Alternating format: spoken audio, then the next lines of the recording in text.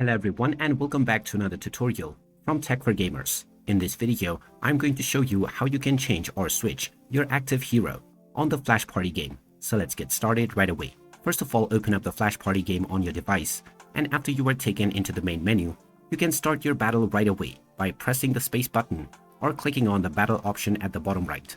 Now, before you start your battle, if you wish to switch your hero that is currently selected, then to do this, click on the heroes option at the left side.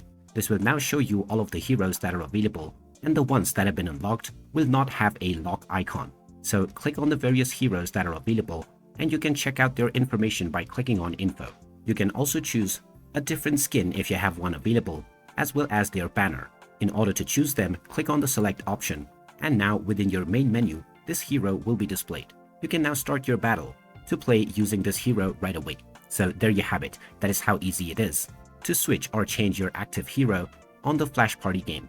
If you find this video helpful, don't forget to hit that like button and subscribe to our channel for more useful tips and tutorials. Thanks for watching, and I will see you again in the next video.